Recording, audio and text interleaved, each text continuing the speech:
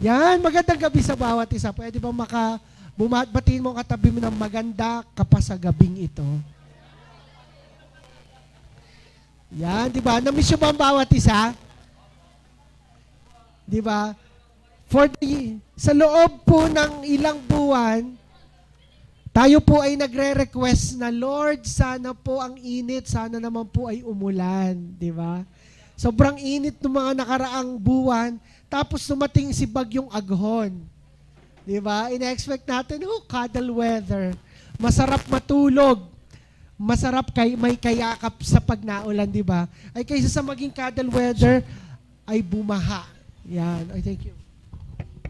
Thank you. Yan. Mas magandang microphone. Pero laging mabuti si Lord.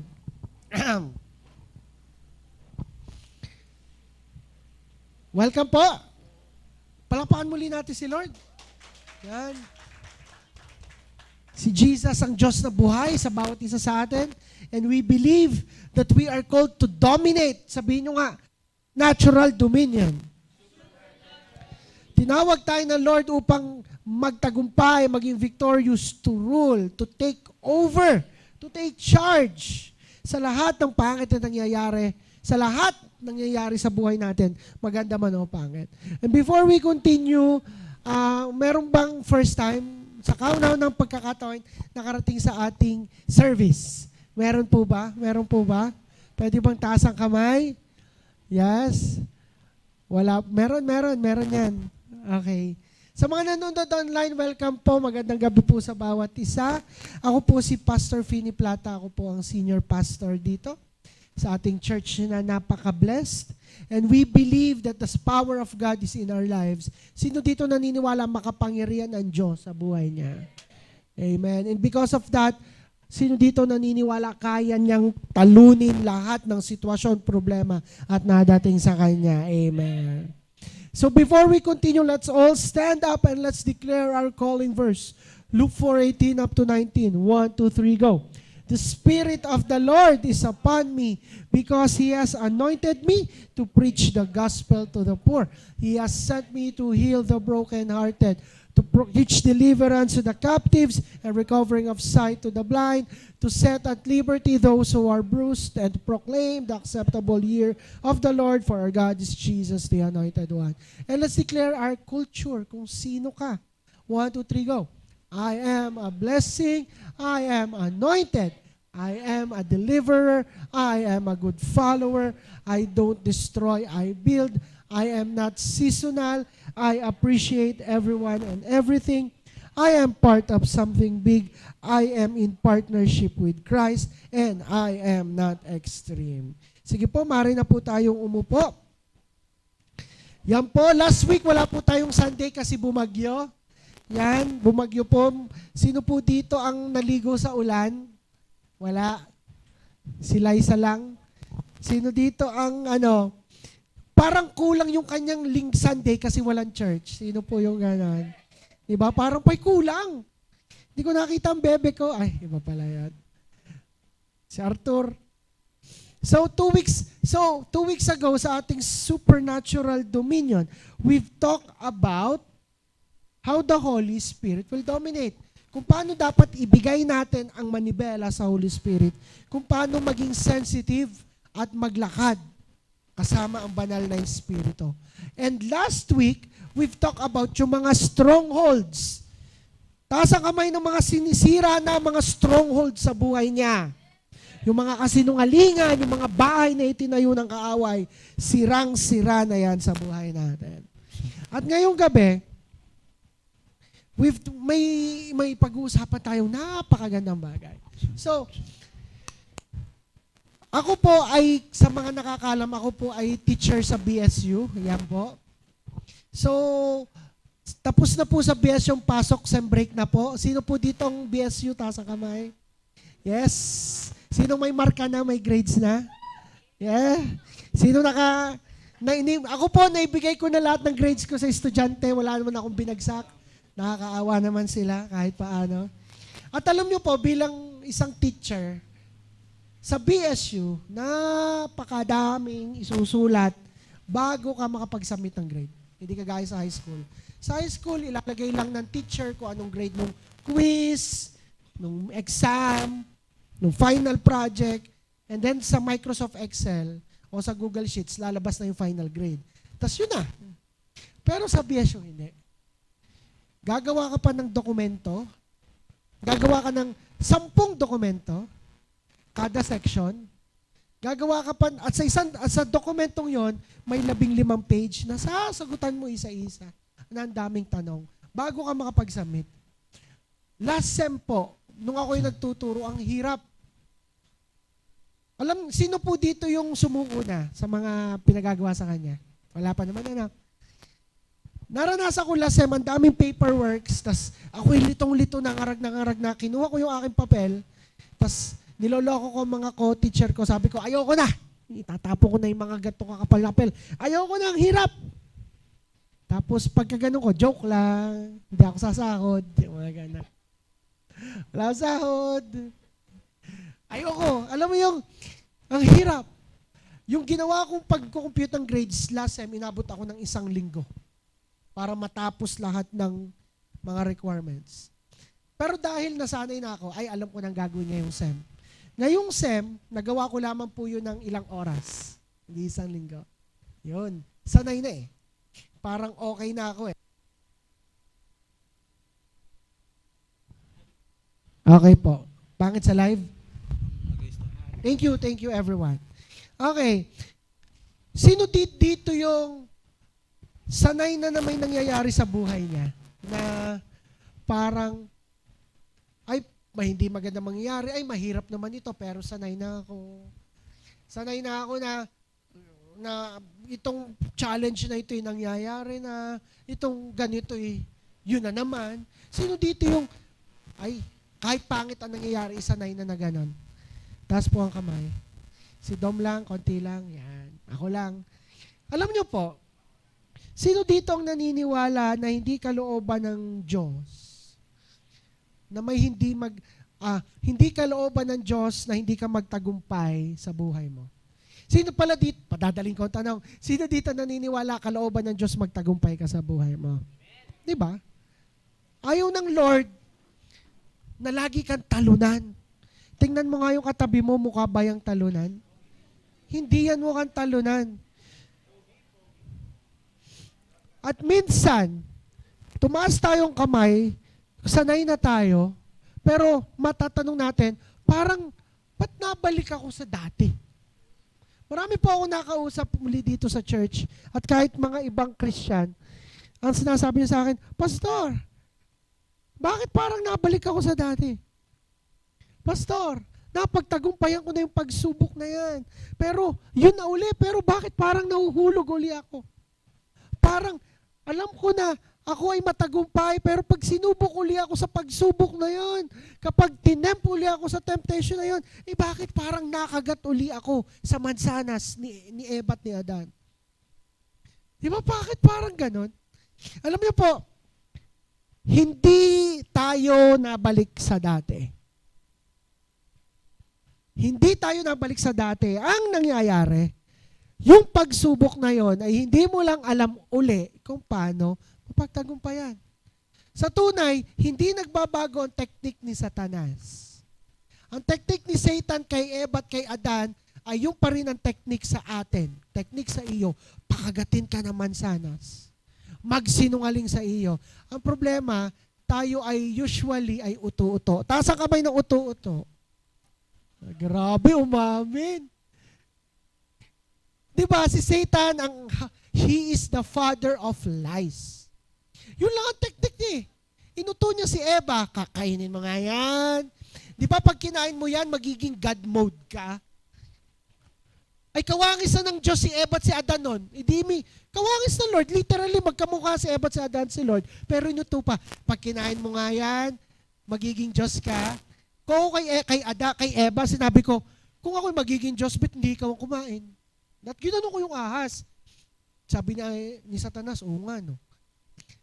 Pero back to my point, walang pagkakaiba ang nangyayari noon hanggang ngayon. Ang problema lang, uto-uto tayo. Di ba? Umamin tayo, madali tayong ma-fall. Madali tayong bumagsak. Hindi ka nabalik sa dati, madali lang tayong bumagsak dahil hindi tayo protektado. We are not protected. We want to dominate. Amen. Pero araw-araw may temptation. Araw-araw may anger issues. Araw-araw may makakita ka tawang sarap suntukin na rin. Lord, isa lang. Tama. Araw-araw may iyamot ka sa driver, ang tagal naman ng jeep na ito. Pero hindi po ako naiinis sa mga jeepney driver. Promise. Kasi po pag magbabayad po ako lagi, minsan po nagbabiyahe po ako pa Batangas, magbabayad ako. Saan po ito? Sa Alangilan, sa BSU. Estudyante po kayo? Sabi ko, ano sa tingin sinasabi ko? Wala po. Hindi po, pero nakaupo ako naka-shades. Hindi po. Yun. Kaya hindi ako nagagalit sa mga Lagi akong tinatanong, estudyante ba ako? Mukha ba akong estudyante? Mukha akong estudyante, di ba? Di ba, Eric? Ayoko kasi pastor ako, di ka syempre. Magkano yun? Pag discount ng estudyante pa Batangas, 10 pesos din yun, di ba? Pero, dapat maging tapat tayo sa Panginoon, di ba? Ang hirap, araw-araw, gusto natin mag-dominate, pero mayroong magsusubok sa atin. Ang sarap i-click. Ang sarap panuorin. Makapag-reply kaya dito. Araw-araw, makasali kaya sa usapan. Araw-araw may magpapatrigger sa atin. Hindi tayo immune at hindi kasi tayo protektado. Anong gagawin natin para maging protektado tayo araw-araw? Kailangan po nating isuot lagi ang ating full armor of God. Amen. Ang title po na i-share ko ay ito, Protection of the Full Armor of God. Tayo muna po yung mukot pumikit, tayo mabilis mag-pray. Lord, salamat po for this revelation na para kami magtagumpay, we need to be protected spiritually and everything will follow. Give us the heart at alam ko po matataas ka ngayong gabi at dinedeklara ko na po ang katagumpayan namin at ang katagumpayan ng Dallas Mavericks bukas. Thank you, Father, in Jesus' name. Amen. Palakpakan natin si Lord. Come on. Sabi po sa Ephesians 6 verse 13, sabi po dito, therefore, put on the full armor of God so that when the day of evil comes, isuot daw natin ang full armor of God para pag dumating yung araw ng kasamaan. Alam nyo ba ang day of evil, araw-araw yon? Tama yung katabi mo, mukha ba yung evil? O di araw-araw. You may be able to stand on your ground after you have done everything to stand. Pag daw sinusuot mo araw-araw full armor of God, araw-araw na gawa ng kaaway, wala yang gawa sa inyo. Alam ko po ang lahat po dito ay naglalaro ng mga mobile games. Lalo na po si RJ, yan. Di ba po pag naglalaro tayo ng mobile, wag yun, bad yun. Maglalaro tayo ng COD, di ba? Mahina ka kapag wala kang biniling armor. Tama. Di ba may armor sa COD? May helmet, may vest, di ba? Di ba, RJ? At mag-iipon ka ng coins para mabili yung the best. Tama ba? Hindi ka magsusuot ng mumurahing armor kasi isang sniper lang sa'yo, patay ka agad. Ang bibilhin mo ay the best. Alam nyo ba, ang full armor of God, dyan ang the best. Advantage po sa akin, lumaki po akong Kristiyano, gabi-gabi, nagpe-pray kami ng aking ina, at lagi niyang binabanggit sa akin ang full armor of God. At ganito po, mamaya, pagka-uwi nyo, bago kayo matulog, alam ko lahat kayo nakatingin sa cellphone, bago matulog, nagti-TikTok, nag-i-scroll. But when you pray, bago matulog, napaka-importante, isusuot mo full armor of God. Kasi spiritually, inaatake tayo. One time, hindi ako nakapag-pray ng full armor of God, na naginip ako ng hindi maganda. Na naginip ako na inaatake ako ng mga kapitbahay namin. Kagabi yun. Hindi ako nakapag-pray full armor of God na naginip ako. Yung kapitbahay namin, inagaw ang bahay namin. Sabi mo sa katabi mo, hala ka. Papakita ko lang sa inyo ang importante ng full armor of God. Amen. Mabilisan lang po. Sino po handang isuot ang full armor of God?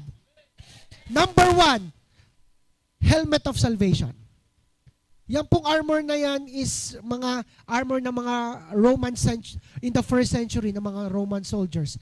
Helmet of salvation. Sabi sa Ephesians 6 verse 17, take the helmet of salvation and the sword of the Spirit. Ang pagturo sa akin ng ina, yun ang pagsusunod-sunodin ko. Kaya makikita nyo, may verse 17, sunod verse 14, pero sisimulan ko sa ulo, helmet of salvation. Isuot nga natin ang ating helmet of salvation. Kunwari hawak natin, 1, 2, 3, go. Imagine mong helmet mo, may kulay, may feathers. Ikaw nang bahala doon. May magandang shield. Ikaw nang bahala doon. Ano ang pinoprotekta ng helmet? Siko. Sa mga nagmomotor. Hindi ka na magmomotor, helmet nasa siko. Ang helmet pala, pinoprotektahan ay siko. Tama ba? Hindi ka mali. Ano ang pinoprotektahan ng helmet? Ulo. Anong meron sa iyong ulo? Ang iyong utak. Pag nagsusuot ka ng helmet of salvation, pagkagising sa umaga at bago matulog, pinoprotektahan ng iyong utak. Pinoprotektahan ng iyong mental battles. Sabi nyo nga, mental battles. Kasi si Satanas, kapag napili yan ng choose your battlefield, pag napili yan ng choose your playground, ang lagi niyang pinipili ay ang utak mo. Di ba minsan sa mga laro, pipili ka ng karakter. Tapos pipili siya ng paglalaroan, lalo na sa Tekken. Choose your arena. Ang lagi pipili ni Satanas na choose your arena, yung utak ni Eric. Yung utak ni Cedric. Diyan niya nakikipaglaro. Sa utak ni na James at sa utak nyo, diyan lagi si Satan. At anong mga atake ni Satan? Lies. Yun ang number 1. Kasinungalingan. Walang mangyayari sa'yo. Ganyan ka na lang. Pangit ka. Tumingin ka sa salamin. Pangit ka. Ano pa mga kasinungalingan sa'yo? Hindi kayo yayaman, ganyan na lang, magkakasakit ka. What if hindi ka maging successful? Puro lies ang binabatay si Satanas. Kaya sinabing helmet of salvation, ibig sabihin ng salvation, kaligtasan. Sabi nyo nga, kaligtasan. Sino po ditong ligtas na at sure ng palang? Itaas ang kamay. Sino hindi nagtaas o hindi ka pa sure? Kapag ikaw ay sino tumanggap kay Jesus bilang kanyang tagapagligtas at Panginoon ng kanyang buhay? Lahat tayo, di ba? Ibig sabihin, may kaligtasan na tayo. Ibig sabihin, palangit na tayo. Tinubos ka na. Binayaran na. Tinubos na ang kasalanan mo. Palangit ka na. Inuto tayo ni Satanas na hindi ka papalangit, ganyan, ganyan. Ganun ang mangyayari kapag hindi natin sinusot ang helmet. Talo ka sa mental battles. Sabihin mo sa 5 tao, ikaw ay mentally strong. Isuot mo to sa alam mong dapat mong sabihin, maisuot mo ang helmet of salvation. Helmet of salvation. Alam niyo yung itsura ng helmet ko, kulay black pero may visor na neon green, tapos may paint na kidlat na neon green. Kayo ang bahala sa spiritual world kung anong gusto nyo itsura ng helmet nyo. Maganda yung drawing nyo. Amen. Number 2, breastplate of righteousness. Sabi sa verse 18, stand firm then with the belt of truth, with the breastplate of righteousness. Sabi nga, breastplate of righteousness. Pag sinabing breastplate, yung sa armor, yung bakal. Kung ang helmet, pinoprotekta ng ating utak, ang breastplate pinoprotekta ng ating katawan, tama, pero ang ating puso. Sino ditong marupok, taas ang kamay? Yung nga, life group mo.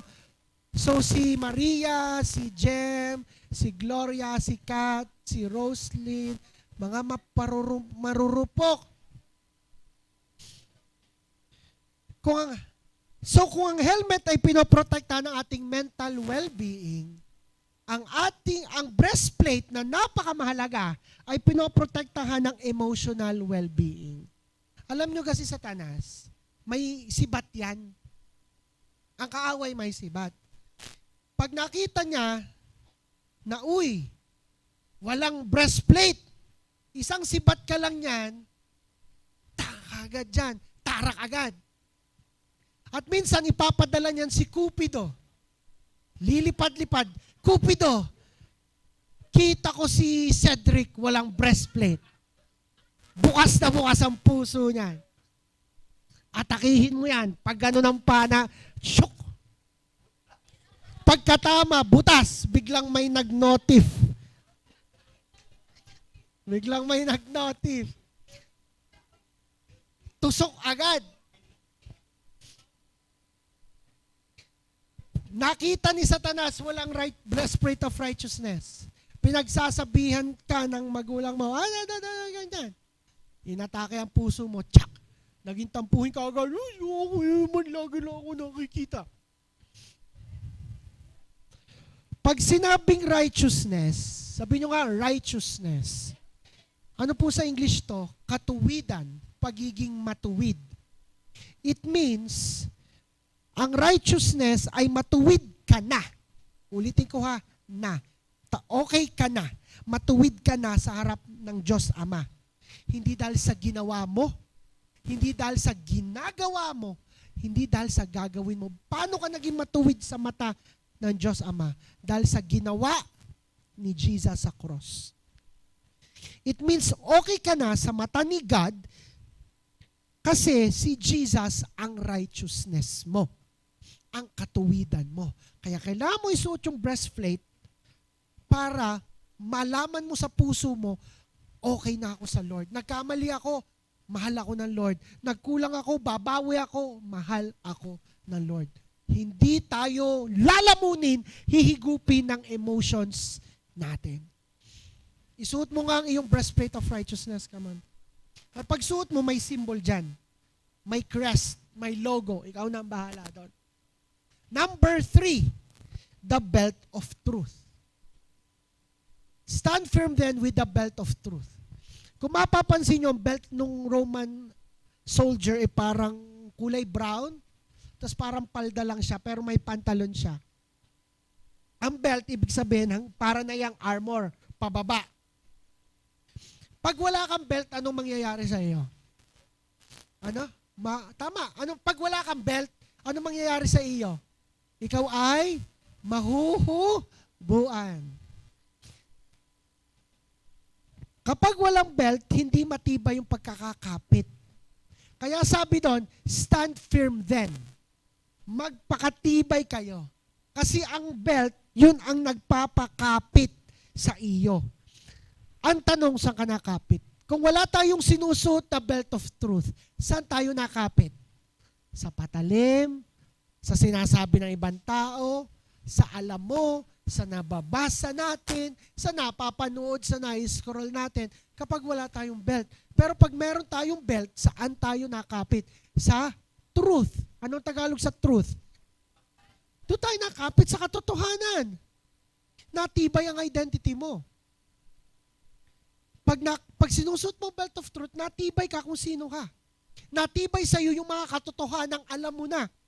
Na positibo ka, magandang future mo, yayaman ka, mayaman ka, may sakit ka, gagaling ka, na ikaw ay maganda, you are beautiful, you are handsome, ikaw ay kay Jesus, you're a Jesus girl, you're a Jesus boy, ikaw ay sundalo ng Diyos. Kapag sinusuot mong belt, nakapit ang buhay mo sa katotohanan, hindi sa kasinungalingan. Amen po ba? Isuot mo nga yung belt. Kunwari, dali, isuot mo yung belt. Dali.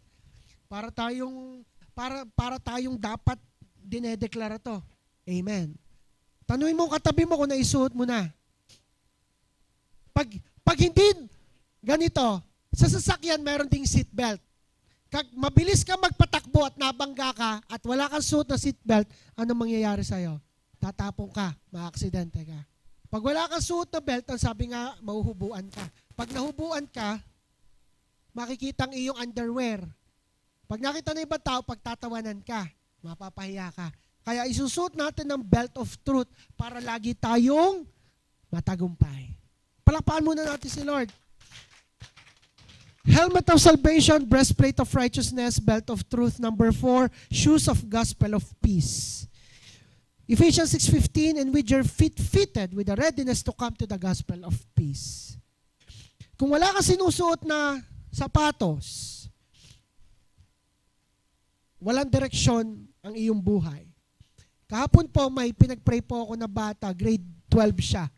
Napasok po siya sa isang magandang school sa Lipa. At nakakausap mo siya, siya'y free thinker. Ang dami niyang anxiety, ang dami niyang iniisip, ang dami napasok sa isip niya, what if ganito, wala daw siyang gana, wala siyang ganang gawin, tinatamad siya pumasok sa school, pero I think she's a wonderful, smart girl.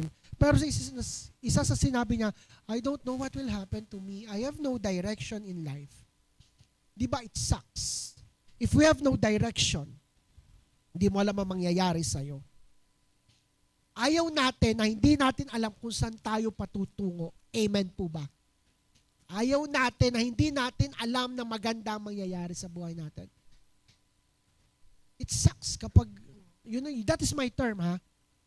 Hindi maganda na walang direksyon ng buhay. Pero pag sinusuot mo umagat gabi, ang shoes of gospel of peace, ito ang kusang magdadala sa'yo sa direction ng Lord sa buhay mo. Ang Lord ang magdedirect ng footsteps mo kung saan ka dapat humakbang. Pag suot mo to, ang direction ng Lord sa iyo ay sa gospel, sa vision.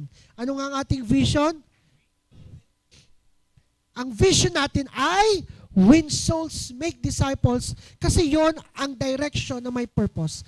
At para sa akin, ang pinakamahalaga pag sinuot mo yan, meron kang peace. Para sa akin, pinakamahalaga may kapayapaan ka. Amen po ba? Ewan ko lang yun, ayun isa ayun isa edad ko na 25 years old. Ang mahalaga na po sa akin ay may kapayapaan. 37 po. Walang nakagets. Ako po ay 25 po. Para sa akin na mahalaga, dalawa na lang bagay. May kapayapaan ka sa puso at may 10 milyon ka sa bangko. Nakuha ko na po yung isa doon. Hulaan nyo na lang yung hindi. Ano mahal yung meron ako doon? 10 milyon sa bangko o kapayapaan? Both. Ay, ikaw. Ang kapayapaan ko yung aking asawa. Yeah. Pag masaya siya, mapayapa ang buhay. Sa kakapangit kaya na walang sapato, sino ditong gusto maglakad sa bayan ng Apak? Tama-tama, Zayn. May Nike Factory outlet na dyan sa LTC. Maging gospel shoes of peace. Panglima, shield of faith. Sabihin nyo nga, shield of faith. You take up the shield of faith which you can extinguish all the flaming arrows of the evil one. Kita nyo yung shield, ang laki Sa tunay, sa spiritual realm, mas malaki pa ang shield mo doon. Pwedeng paglagay mo ng shield mo doon, para kang may malaking dome. Para kang merong, hindi man portal ano nga tawag dun sa parang, basta mapapalaki mo. May nakausap po ako, may inalagaan po kami dating satanista a few years ago. Naging kasama natin dito sa church, nasa ibang bansa na po siya. Kinakwento niya sa akin, ang mga satanists daw, they put a curse sa mga tao. Meron silang spiritual na darts. At yung mga darts na yun, inag-aapoy. At ginagawa ng mga satanista, yung spiritual na darts ay binabato sa mga tao, not knowingly nagbabato ng sumpa. Kung may mapapansin ka sa isang mall, na suspiciously looking, at nakatambay lang dun sa second floor at nakatingin, tas mamaya ay sama ng tingin, tas may gaganon-ganon, alam nyo na. Sumpa, curse ang binabato nila. Pansin mo, pag bigla kang nawala sa mood, ang saya-saya mo, tas mamaya bigla kang nawala sa mood. Ano kaya ang nangyari sa iyo? Pansin mo, ang saya-saya mo, ang blessed mo, tas mamaya may minalas ka. Hindi maganda nangyari. Or pansinin mo, ang init mo sa Lord, on fire ka sa Lord. Sarap magpuri sa Lord. Mamaya tinatamad kang pumunta sa church. Nabalik ka sa dati. Or pansin mo, ginagawa mo lahat. Uy, nangyayari yung gusto ko. Tas mamaya biglang, hindi nangyayari yung gusto ko. Hindi natutupad yung things are not going your way. Or pansin mo, parang may hindi magandang nangyari sa pamilya mo. Alam nyo po, alam nyo na yon, may nakapagtusok ng darts na nag-aapoy sa buhay natin. Tingnan mo ang katabi mo. Sabi, wala ka. Tingnan mo ang katabi mo. Tingnan mo ang balat niyan. Kung yun isunog, ibig sabihin madaming. Natural lang. Biro lang. May sinare po, may 3 po ang disciple dito sa church. May challenges sila. Hindi nila alam ang gagawin. Nag-usap po kami. Yung isa, frustrated. Ang reminder ko sa kanila, huy, baka nakalimutan nyo, lahat ng ginagawa natin dapat dito ay by faith. Pananampalataya. We walk by faith and not by sight. Kahit di nangyayari yung gusto natin, maniwala ka. Sabi nyo nga, faith. Kapag suot mo lagi ang shield of faith, tapos ina-atake tayo ng kaaway, walang talab. Bakit? May shield. Ulitin ko, hindi nawawala ng aatake. Minsan yun ang pinagpe-pray natin sa Lord. Lord, sana po wala ng pagsubok. Lord, sana mawala na yung mga darts na yon. Hindi mawawala yon. Ang kaya mong gawin, manalangin, ay taas mo ang shield of faith mo, na kahit 10 milyong darts pa ang umatake sa iyo, hindi yan makakarating sa iyong buhay. Kasi meron kang shield of faith. Meron kang pananampalataya. Huy, baka hindi ka na naniniwala. Baka hina na ng pananampalataya mo. Sa dami ng pagsubok natin, nawawalan ka na ng pag-asa, nawawalan ka na ng Lord. Sige, kahit opposite yung nangyayari, mananampalataya pa rin ako. Kahit things are not going my way, I would still believe in your promises. I would still fight for my faith. Baka nawawala na tayo ng ganon. Baka mas naniniwala tayo sa ating emosyon. Faith is believing in not what you are seeing. Naniniwala ka kahit wala pa, kahit hindi mo pa nakikita. Kaya anong sagot? Manampalataya ka. Sabihin mo sa katabi mo, manampalataya tayo. Manampalataya, hindi yung magiging emotional, hindi yung mag-overthink, hindi yung magpapahigop sa nararamdaman. Maniniwala ka sa shield mo. Gumanto nga kayo. Gumanto nga kayo.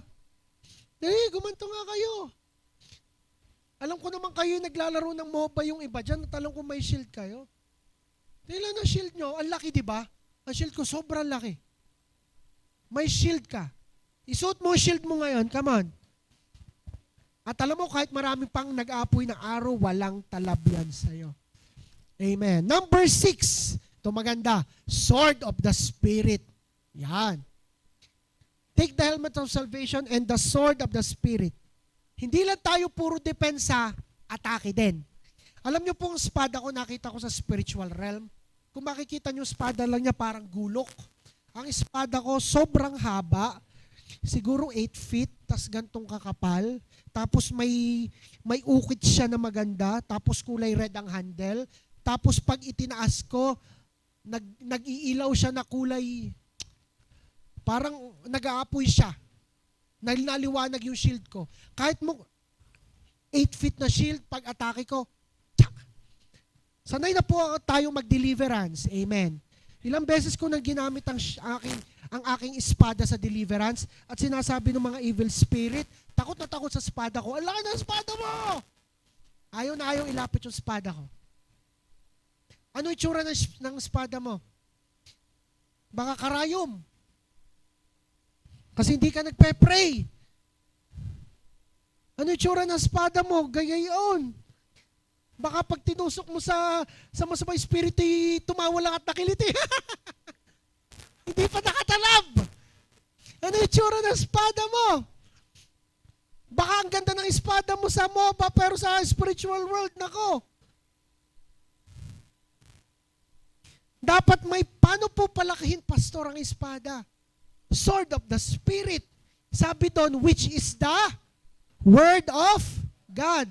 Pagpapalaki ng espada, ay marami kang alam na salita ng Diyos. Kaya dapat marami tayong pang-atake. Kapag narinig ka na sinabihan ka ng ibang tao, hanggang ganyan ka na lang, walang mangyayari sa iyo, ganyan, anong panglaban mo? Salita ng Diyos, Jeremiah 29:11. I know the plans for you, plans to prosper you, not to harm you. Atakihin mo siya. Hindi, may maganda future sa akin ng Lord. Amen po ba? May sakit ka na hindi gagaling. Nakita mo yung report ng doktor. Nakita mo yung nilabas ng ospital. Anong panlaban mo? Isaiah 53 verse 5, by His stripes I am healed. Dapat may panlaban ka ng salita ng Diyos. May temptation ka. Panoorin mo yung video na yan. I-follow mo yung babaeng yan. I-add friend mo ng add friend yung mga yan.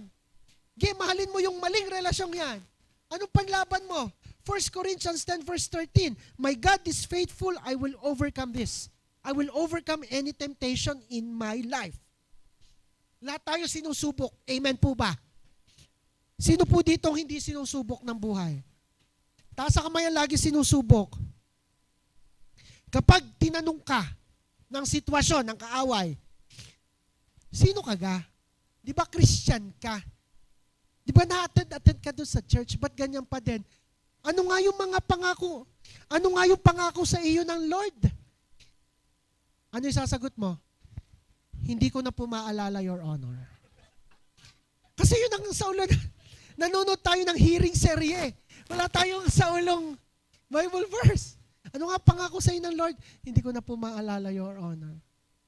Okay, tatanungin ko, Catherine, anong pangako sa iyo ng Lord? Ano? Faith can move mountains. May saulo, malaki espada niyan. Cedric, anong pangako sa iyo ng Lord? Yun lang. Meron yan. Anong pangako sa atin ng Lord? Panlaban na espada. Ang bigat ng problema natin. Ang bigat ng pagsubok natin. Tinanong ka, sinong pagkakatiwalaan mo? Sinong pagkakatiwalaan ko? Salamin. Mahiwagang salamin. Kailan? Sa salamin tayo nagtanong. Ang bigat ng problema mo, pagkakatiwalaan natin si Lord at sa mga pangako niya. Mas saulo pa natin ang salamin kaysa sa pag nagkapagsubok. Oo nga pala, may kanta nga pala na I trust in you all of my days. Di ba may kantang gano'n na kapag may pagsubok ka, magtitiwala tayo sa bawat araw sa Panginoon? Help me live to know you more. Amen po ba? Hawakan mo ang espada mo. Hawakan mo. Baka ganito. Hawakan mo ang espada. Anong pangahawakan mo? Na pag inatake mo, pugutan mo yung ulo. Yung mga yun. Kahit napakalaki ng espada mo,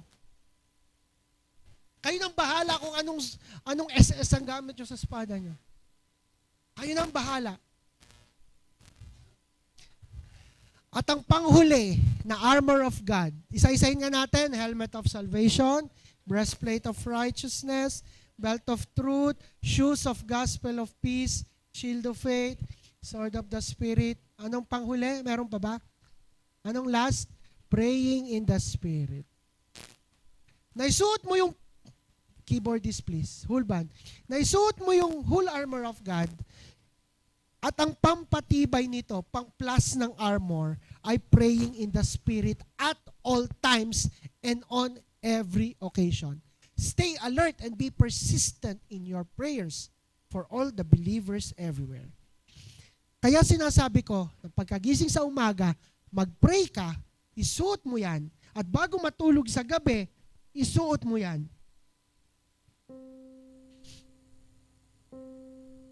Kasi, praying in the Spirit edifies or elevates the armor of God na meron na.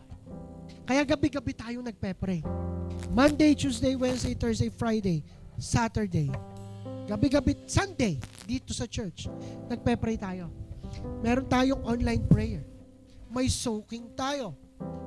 Because if it's important, nasa spiritual, sinuot natin ang full armor of God at back up ka ng banal na Espiritu. Tama po ba? How I, technique ko lang, how I pray in the Spirit, magdadrive ako, maaga ako nagising, alas 6, napunta akong Batangas, pag may turo ako doon, o kaya pag ako'y may pupuntahang aking mga projects, habang nagdadrive ako, nagpe-pray ako, Lord, salamat, ingatan niyo po ako, Holy Spirit, be with me. I'm praying in the Spirit. There's no excuse. Pwede mong bitawan ng cellphone mo bago ka matulog, bago gising. Huwag cellphone na ganang hawak, kausapin mo muna si Lord. It's up to you kung gusto mo maging dominant sa buhay mo. And you know, if I pray in the Spirit, gaya kanina, I feel na parang sobrang liwanag. Sa spiritually, nagliliwanag tayo. At kapag nagliliwanag tayo, kaya nating mapagtagumpayan lahat. Kaya nating gawin lahat. At lahat ng pangako ng Lord nagliliwanag. You know what? Sobrang doble kayod ang kaaway, triple kayod ang kaaway na manguto na napakaraming tao, lalo na sa generation ngayon. Through the social media, through what we are watching, through our families. Lagi na lang may bagong issue na nangyayari. Doon tayo nauto ng kaaway. But, kaya nga mahalagang mas focus tayo sa Lord. And mas focus tayo sa presensya niya. Kasi I know, most of us, ang daming pagsubok. Tama ba? Marami sa atin, ang daming pagsubok. Pero hindi tayo protektado. Sabihin ko, hindi mawawala ng pagsubok. Pero anong kaya mong gawin? Mawala. Hindi mo kayang mawala sa pagsubok. Ang kaya mong gawin ay magtagumpay sa pagsubok at maging protektado sa pagsubok. Kaya kahit may pagsubok, come on! May kaaway, lapit lang, handa na ako.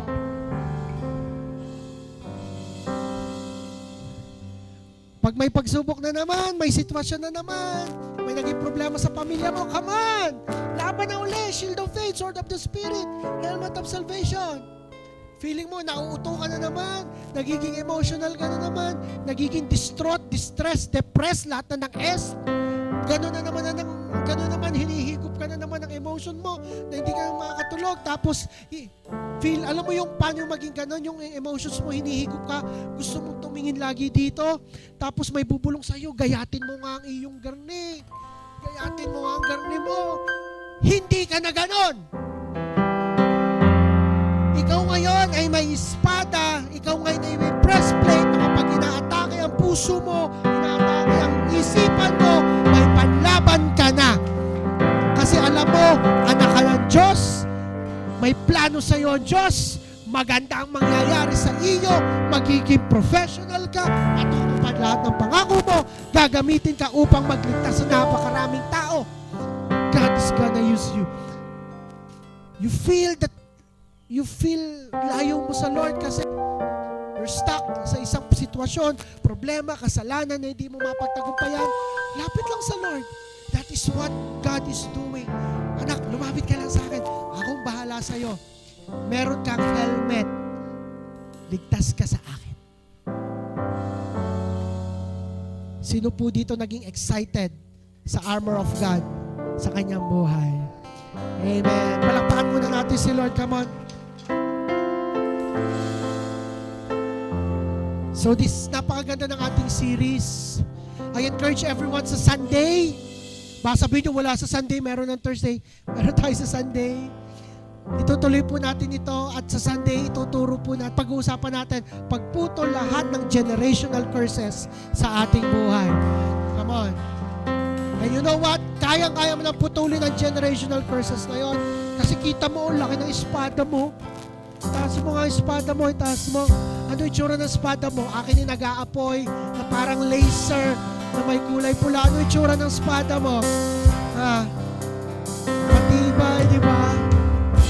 Kaya niyang putulin lahat. Kaya niyang sirain lahat. Kita mong shield mo. Ang shield ko merong may wifi. May iPad dito. Touchscreen dito ang shield ko. Ano yung itsura ng helmet mo? Ano yung itsura ng breastplate mo? Anong itsura ng shoes mo? Akin, may logo ng Nike.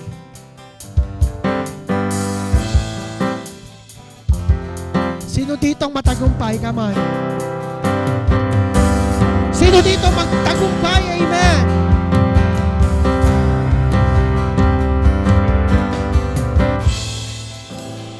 Meron tayong, bawat isa sa atin, may laman ng puso at isip na hindi natin, basta meron tayong pinagdadaanan o pagsubok ngayong oras na ito. Pumunta ka dito sa church, may daladala ka. Lahat tayo may ganon. But God is saying, God is saying, ibigay mo yan sa akin. Pray in the Spirit. Akong bahala sa iyo. Let's pray. Tumayo na tayo. Taas natin ating dalawang kamay. As a sign of surrender. You're breaking every chain in our lives. Meron ditong problema niya yung kamag-anak niya. Meron dito may sitwasyon sa pera. Meron dito na wala ang kaligayahan sa puso mo.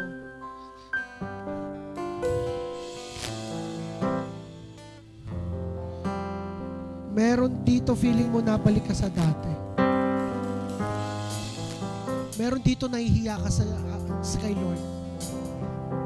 Kasi naramdaman mo na si Lord pero nagkasala ka, nagkamali ka, nagkulang ka. And as the Holy Spirit goes down, the power of the Spirit will come rest upon our lives. And we will see the glory of God in our lives tonight. The power of the Holy Spirit right now. Lord, salamat po. I pray for these people. Give us the grace to pray in the Spirit at all times para magtagumpay kami. Salamat po aming Ama. Ngayong oras na ito, isuot mo full armor of God. Isuot mo ngayon the helmet of salvation. Come on. Make it act. Isuot mo talaga. Ilagay mo sa ulo mo. Strap mo yung chin strap. Baka yung iyo may chin strap. Isuot mo naman yung breastplate of righteousness. Dali. May vest, jacket man yan, suot mo. Poprotektahan niya ng puso mo. Isuot mo yun ng belt of truth na para yung pantalon. Buckle up your belt. Isuot mo ngayon ng shoes of gospel of peace. At habang sinusot mo yan, you feel peace na feeling mo mapayapa ka.